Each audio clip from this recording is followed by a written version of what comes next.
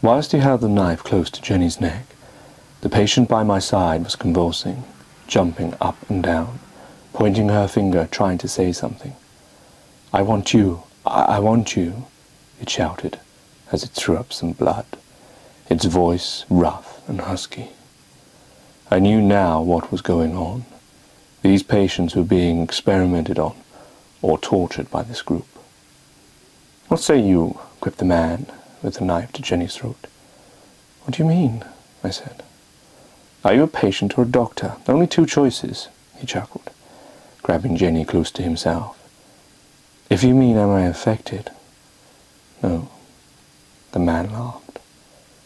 "These aren't all infected. Most are.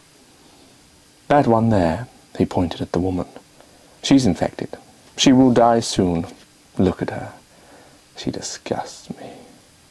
Trying to speak and spitting out blood on me." He then spoke directly to the woman. "Look at you. Just look. I can't even understand what you're saying. All that wailing." Then he returned to me. "But not all of them are.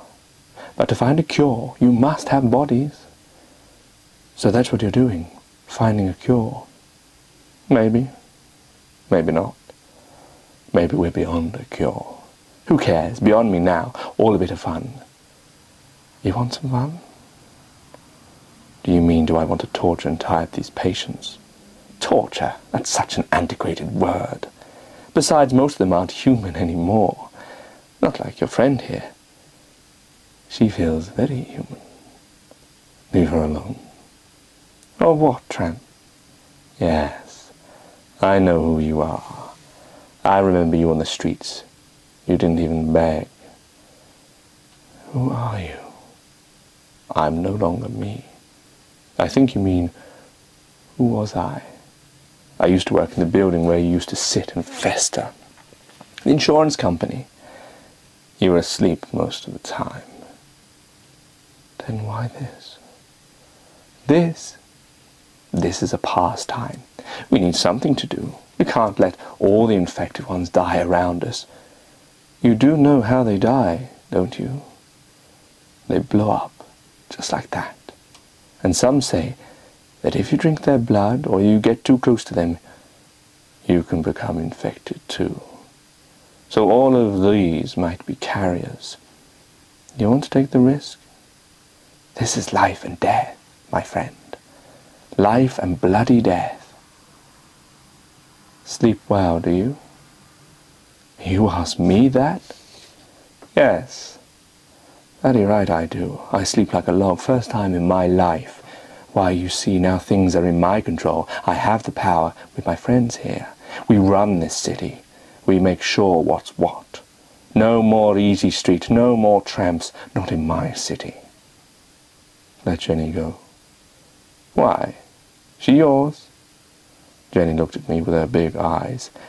At that moment seemed to last forever.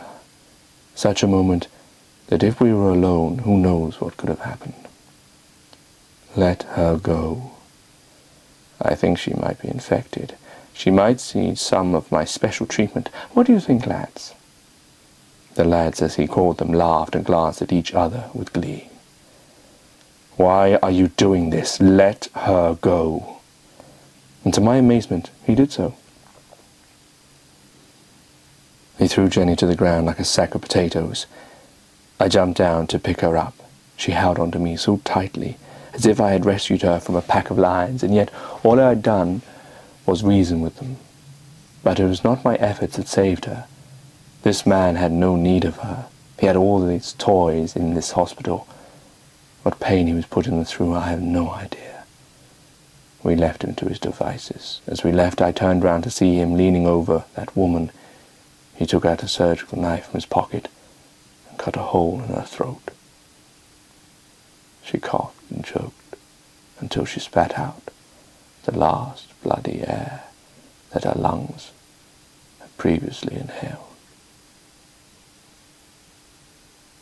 We ran down the stairs, straight across the car park above from the broken window. We could hear the laughter of the doctors, the screams of the patients in their agitation, locked up, unable to escape. And here we were running, leaving them behind. We got back inside our red bus, and Jenny immediately started to cry. I held her close to me, my head on hers. I could feel her long, silky hair on my chin. We both sat inside the red bus, driving away from that hospital of horrors, contemplating the horrible sights we had seen. I stopped outside a shop and bought a few things. I knew what I had to do. I knew there was no other alternatives. I got back inside the bus. Jenny never said a word. She knew what I was to do. We had joked about it earlier, but now it had some sense to it. I drove the red bus back to the hospital, across the car park, right up to the hospital wing, and I got out. I told Jenny to get ready, as we would need to drive off quickly. I ran inside the hospital, the explosives in my hand. I started to place them on the ground floor. I went to the lift in the basement and placed some there. Each floor I went to, leaving as much explosives and petrol bottles as I could. Then I got to the 7th floor. I crept out slowly, placing a trail of petrol from the lift to both doors. I opened the door slightly and peered through. There I could see the doctors in their white robes. Each had surgical equipment and were operating on live patients. Blood was pooling on the floor, running into the petrol I had laid. It seemed quite apt to me as I watched them butcher their way through innocent people, screaming and dying, that the blood of their victims and the petrol would send them straight to hell. Then I could contain my anger no more, as I saw them operate on a little child who was coughing up blood. I burst open the door, dropping the petrol cans and explosive, and charged right up to them. "What are you doing, you bastards? Look at you. Is it what you've become, this?" The doctor who had held Jenny turned around violently as he severed the life artery of this child in a fit of temper, allowing me no chance to save it. "You want it, you have it." He picked up the child and threw its lifeless, prattled body into my chest. I moved my arm to grab it, but it was too late. It fell with a thump to the ground and bled on my feet. "You deserve this." I took the match from out of my pocket. The doctor turned to stare at me. I pulled the match out. The eyes of the patients restrained glances. I lit the matches and threw it straight to the floor. The flames lit up the engulfing room. The doctor leaped onto me, forcing me to the ground as the flames followed its trail. I kicked and punched, and managed to free myself from him as he slipped on the petrol and blood like a helpless seal. I kicked him in the stomach, whilst the others tried to put out the flames, but it was too late. I heard the lift explode. I heard the floor below, the windows smashing, as the chemicals and explosive materials reacted to the flames, and any other chemicals about the hospital. I ran towards the flames, jumping straight through, and fell headlong down a flight of stairs. I picked myself up at floor 6, running down the rest. I could hear the explosives going off, and charged as fast as I could. How I managed to escape, I will never know. But I did. I jumped in the bus, and Jenny and I sped off as more of the explosives went off. The building was lit up a brilliant orange. More windows of the hospital smashed, showing glass everywhere like flower petals in a strong wind. But also too the sound of the screams of those who I'd chosen to die. A sound that will haunt me forever, as to my conscience. Was I right to kill them all? Could I have saved them, or done something else? Were they already dead, merely I speeded up the time, or saved them from the torture and painful death that those doctors had chosen for them? It was a question I would never have the answer for, but it was a pain that I would always suffer.